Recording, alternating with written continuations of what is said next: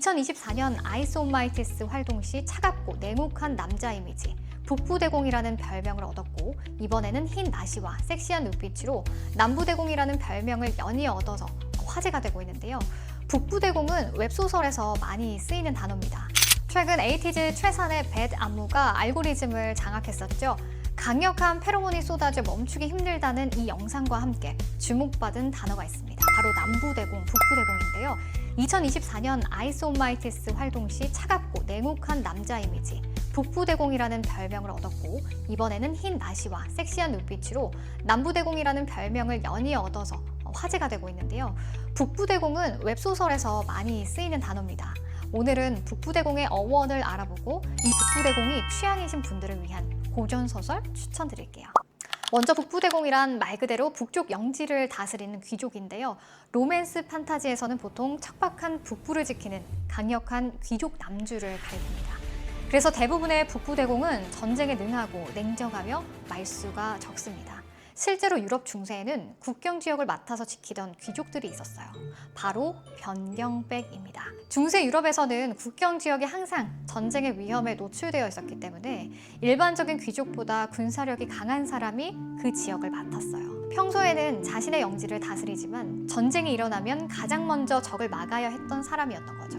정리하자면 북부대공은 유럽 중세의 변경백에서 유래한 귀족 이미지, 그리고 북부의 고립, 냉정의 상징성과 결합해서 로맨스 판타지에서 특정 서사 구조를 만들게 된 거죠. 그럼 북부대공은 어떤 소설에 가장 먼저 등장했을까요? 바로 미드 왕좌의 게임 원작 소설 조지 마틴의 얼음과 불의 노래입니다. 세계 최고의 미드 왕좌의 게임 아실 텐데요. 혹독한 북부를 다스리는 강력한 영주라는 현대 판타지적 이미지를 강하게 각인시킨 작품입니다.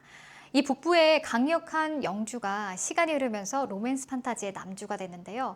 한국의 로맨스 판타지가 발전하면서 기존의 판타지적 귀족 설정에 로맨스가 결합하기 시작합니다. 강력한 영지를 가지고 있고 높은 신분을 가지고 있으며 전쟁에서는 누구보다 강한 남자, 여기에 냉정하고 무뚝뚝하지만 여주인공에게만 마음을 여는 성격이 더해진 겁니다. 이런 유형이 점차 반복되면서 오늘날 우리가 아는 북부대공이라는 남주 클리셰가 만들어진 겁니다. 2014년 작품 루시아의 휴고 타란 역시 이런 북부대공형 남주의 초기 사례로 자주 언급되죠. 내 취향이 북부대공이다 하시는 분들 계시죠? 이런 분들을 위해서 에밀리 브론테의 폭풍의 언덕 소개해드리려고 합니다. 1847년에 출간된 이 작품은 에밀리 브론테가 남긴 유일한 장편소설인데요. 이 소설의 중심에는 문학사에서 손꼽히는 강렬한 남자 주인공이 등장합니다. 바로 히스클리프입니다. 고립된 북부의 영지에 거칠고 차가운 성격, 압도적인 힘을 가진 남자, 그리고 단 한 사람에게만 극단적인 감정을 보이는 모습, 이런 요소들이 상당히 닮아 있습니다. 그럼 먼저 등장인물을 간단히 살펴볼까요? 이야기의 중심에는 두 가문이 있습니다. 거칠고 야생적인 분위기의 언쇼 가문, 그리고 부유하고 교양 있는 린턴 가문인데요. 언쇼 가문에는 남매인 힌들리와 캐서린이 있고, 린턴 가문에는 남매인 에드거와 이사벨라가 있습니다. 그리고 이들 사이에 히스클리프가 등장하죠. 히스클리프는 언쇼 씨가 여행에서 데려온 정체불명의 고아입니다. 혈연 관계는 없지만 언쇼 씨는 그를 자신의 집에서 키우죠. 어린 히스클리프에게 유일하게 마음을 열어준 사람이 있었습니다. 바로 캐서린이었는데요. 두 사람은 함께 황무지를 뛰어다니며 자라고 서로를 세상에서 가장 가까운 존재로 여기게 됩니다. 특히 캐서린에게 히스클리프는 단순한 연인이 아니라 자기 자신과 분리하기 어려운 존재에 가깝습니다.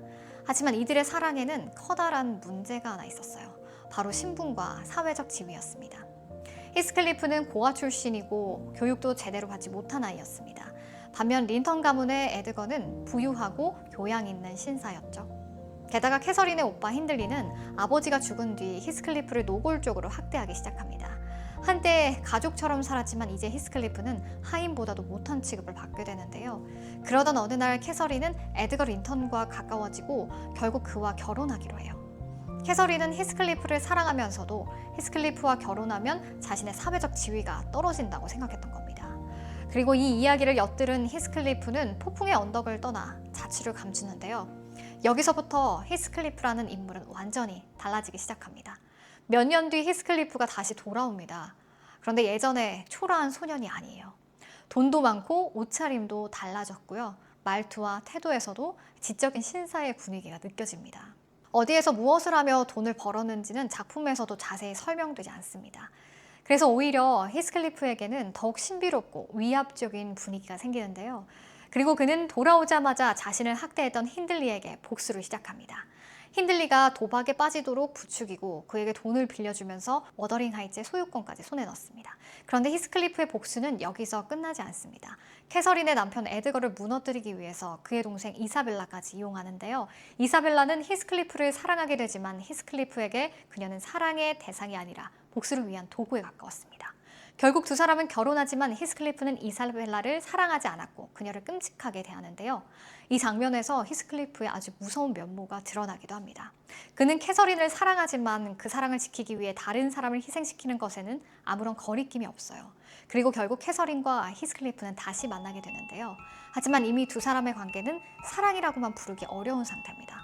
서로를 너무나 원하면서도 서로에게 상처를 주고 서로를 붙잡으면서 서로를 파괴하죠. 그리고 캐서린은 결국 딸을 낳으면서 세상을 떠납니다. 히스클리프에게 캐서린의 죽음은 자신의 삶 자체가 무너지는 사건이 되는데요. 그는 캐서린의 죽음을 받아들이지 못해요. 오히려 죽어서라도 자신의 곁에 남아있으라고 말하죠. 이 장면에서 히스클리프의 사랑이 얼마나 극단적인 집착으로 변했는지 알 수 있습니다. 그에게 캐서린은 사랑하는 한 사람이 아니라 자신의 존재 자체와 같은 사람이 돼버린 겁니다. 그래서 캐서린이 사라진 뒤에도 히스클리프는 살아가지만 사실 자신의 삶을 복수에 바칩니다. 그리고 복수는 다음 세대까지 이어지죠. 힌들리의 아들 헤어턴과 캐서린과 에드거의 딸 캐시, 그리고 히스클리프의 아들 린턴이 등장하면서 두 가문의 갈등은 다음 세대로 넘어갑니다. 히스클리프는 자신의 아들 린턴을 이용해 캐시와 결혼시키고 린턴 가문의 재산까지 자신의 손에 넣었습니다. 결국 그는 자신을 모욕했던 두 가문에게 거의 완벽하게 복수한 셈인데요.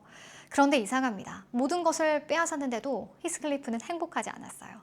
오히려 캐서린에 대한 집착은 더욱 커지고 복수에 쏟아부었던 삶의 의미도 점점 사라집니다. 마지막에는 히스클리프가 죽고 그가 오랫동안 증오했던 두 가문의 다음 세대인 캐시와 헤어턴이 서로 사랑하게 되는데요. 그렇게 히스클리프가 만들어낸 증오의 고리가 다음 세대에서 끊어지게 됩니다. 어릴 때는 이 폭풍의 언덕 이야기가 뜨겁고 치열한 사랑 이야기라고만 생각했는데 성인이 돼서 다시 읽어보니까 한 인간의 정체성, 사회적 제도와 계급, 복수, 그리고 세대 간의 업보, 이렇게 많은 것들이 담겨 있더라고요. 그 중에서도 저는 히스클리프라는 캐릭터를 통해서 인간 심연의 감정을 날 것 그대로 날카롭고 아주 거칠게 담은 부분이 이 작품의 가장 큰 매력이라고 생각했습니다.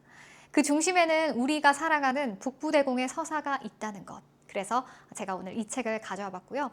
히스클리프의 광적인 사랑, 그 집착의 과정에서 나오는 차가움, 고독함, 냉정하지만 끊을 수 없는 남성미에 아주 푹 빠질 수 있는 작품입니다.